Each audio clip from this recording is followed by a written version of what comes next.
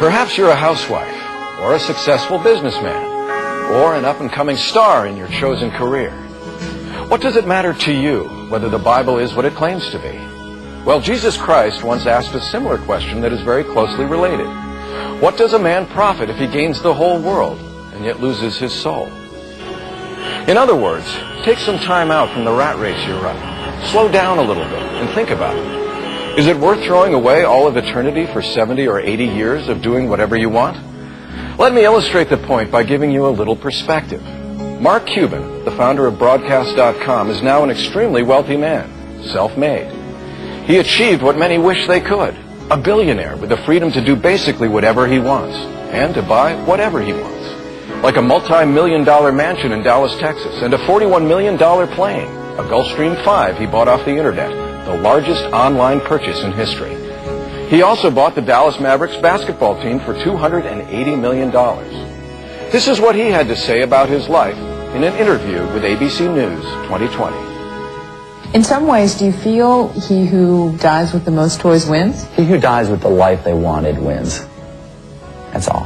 Have I made myself and people around me happy along the way? So when it's all said and done, you know, if on my epitaph there's just a smiley face, I'm good to go. Now that's a pretty amazing story. From all appearances, Mark Cuban has the world on a string. But once again, Jesus Christ's 2,000-year-old question comes to mind. What does a man profit if he gains the whole world and yet loses his soul? So let's take the success that Mark Cuban experienced one step further. Let's add to it all the wealth of the men whose names appear on the screen. Each of them are listed with their current net worth at the time this program was being produced, and they represent the 10 wealthiest men in the world. Let's add to that the political power of the President of the United States, the British Prime Minister, the President of France, the German Chancellor, and the Chinese Premier.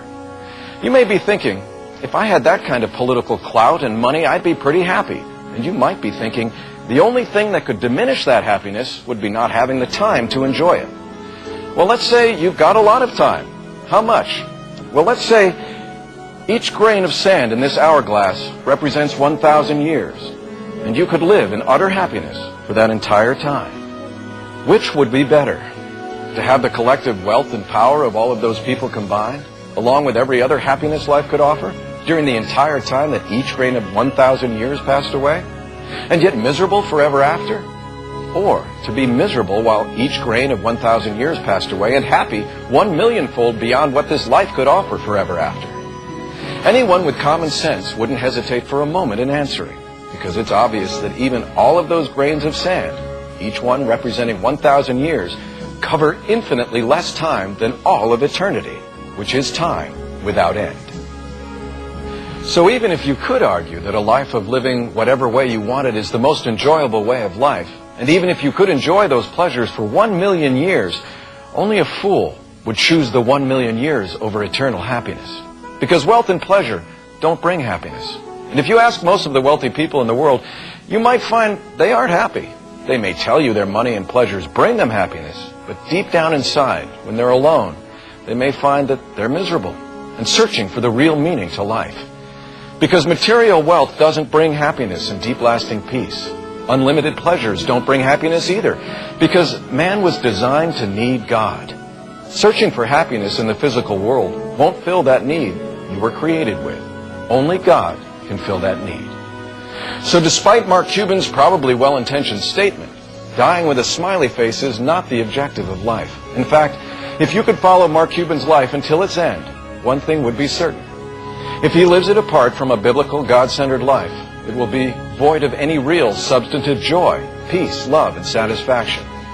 Because the reality is, a life that is lived according to what is written in the Bible actually brings the greatest possible happiness. And a life that consists of following your own desires and ideas, ultimately, without exception, breeds misery. Added to that, no one is guaranteed even one day, much less 1,000,000 years. So who would cast away his eternal soul for this short and uncertain life, even if he could gain the whole world, which no one ever has? Does it matter what the Bible is and what the Bible says? I think even that brief illustration proves the point. If eternity is at stake, and it is, then the answer is an unqualified, infinite yes. Yes, it does matter. In fact, it more than matters. It's everything.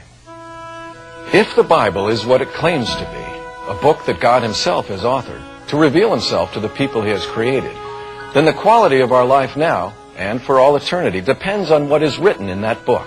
What's more, heaven and hell weigh in the balance. Life eternal, either unlimited paradise or unlimited pain.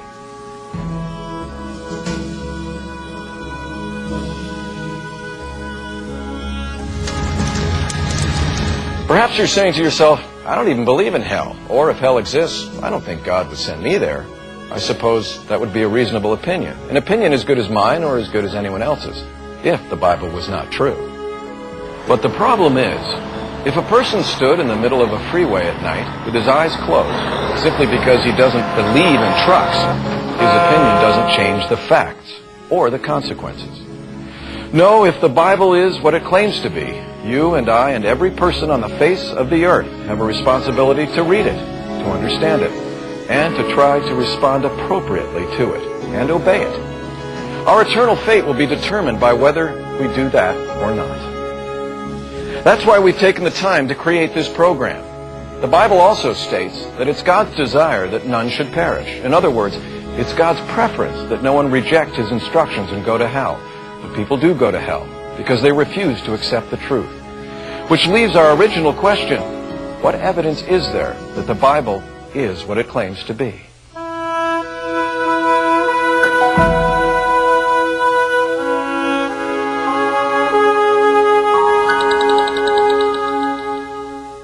While there are countless ways that the Bible proves its authenticity, it's beyond the scope of this program to do that. Our goal is to simply cause you to realize that you have to check the facts for yourself and to help you to see that the cynics and critics of the Bible are wrong. That the very people who have attacked the Bible as a book of myths, not fact, are grossly in error. And it is also our desire to help you see that there is an awful lot at stake. At the end of the program, there will be a list of audio tapes, videotapes, and books produced and written by dozens of independent authorities that will appear on the screen. We don't sell these books, but we'd be happy to let you know where to get them. Then any honest person who has a sincere interest in knowing the truth will have access to more than enough rock-solid, incontrovertible evidence which confirms that the Bible is the only book in the world that can live up to its claim to have been inspired by God. But of course, in a one-hour program, that's beyond the scope of what we can do. Instead, I'd like to simply introduce you to a few archaeological facts out of literally thousands that unequivocally confirm the claims of the Bible. We'd like you to be able to effectively and confidently put your trust in the only book in the world inspired directly by God. It's a roadmap to the richest, fullest life possible in both this life and the next. The Bible can stand the test of the most rigorous academic assault and will prove to be intellectually satisfying to anyone honestly investigating the evidence. Don Stewart, teacher and author.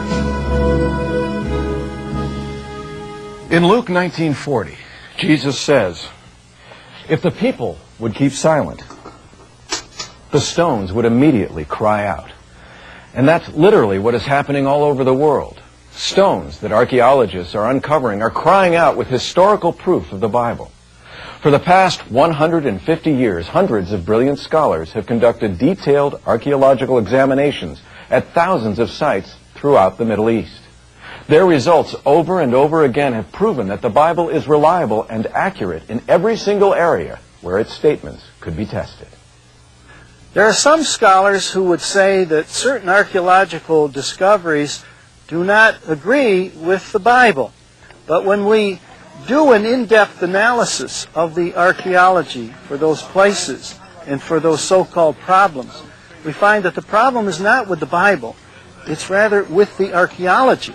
And so we need to do a more in-depth study of the archaeology. When that research is done, the archaeology always agrees with the Bible.